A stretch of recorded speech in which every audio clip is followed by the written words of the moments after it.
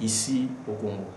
Donc, le but principal de la lutte pour nous, c'est vraiment de réduire, pour le moment, c'est de réduire la morbidité et les incapacités liées à cette maladie UC de Buruli. Donc, nous sommes une équipe multidisciplinaire. Donc, dans l'équipe, il y a des chirurgiens, il y a des médecins généralistes, il y a des médecins de santé publique, il y a des infirmiers, des laborantins, des physiothérapeutes.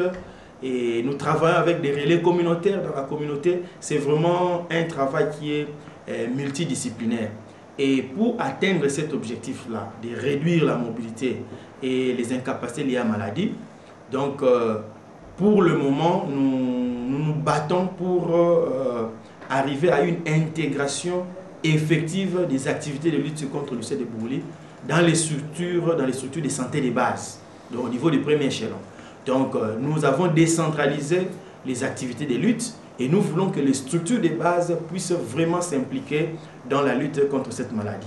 Et nous voudrions aussi renforcer les activités à base communautaire parce que des études ont montré que nous avons réalisé localement, une étude de prévalence que nous avons réalisée en 2008, qui avait montré que les malades qu'on soignait à l'époque ici à l'hôpital, comme centre spécialisé de la prise en charge, ne représentaient que autour de 10% de l'ensemble des malades touchés par l'UC de Buruli. C'est ainsi que nous avons proposé la décentralisation, c'est-à-dire amener les traitements proches du domicile, donc que le malade soit soigné le plus proche de sa maison.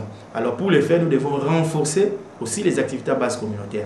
Et nous devons aussi renforcer notre contribution à différentes recherches qui se réalisent sur l'UC de Buruli. Comme vous le savez, donc depuis 2010, l'Institut médical évangélique IMEC-IMPES fait partie d'un consortium international de recherche sur le développement des candidats vaccins que nous appelons Burulivac. Donc nous comptons par la contribution de cette recherche apporter notre part pour qu'un jour nous puissions arriver à identifier un vaccin qui sera vraiment très utile pour l'UC de Buruli parce qu'on pourra utiliser ces vaccins pour les personnes qui vivent en zone endémique. Donc ça sera pour des populations cibles.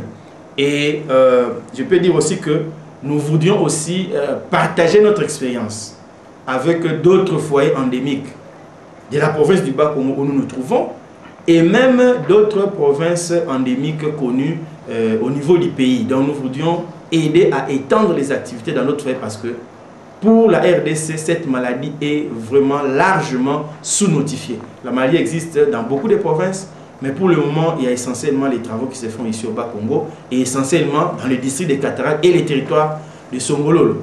Et il y a au Kivu, par exemple, occasion où les choses commencent à bouger, mais nous voudrions que vraiment dans le pays, partout où cette maladie existe, cette maladie qui est invalidante, qui donne beaucoup d'handicaps, qui aggrave la pauvreté, puisse être mis vraiment au calendrier du gouvernement, du ministère de la Santé pour essayer de lutter contre la pauvreté. Loin d'être incurable, l'ulcère de Buruli est une maladie guérissable.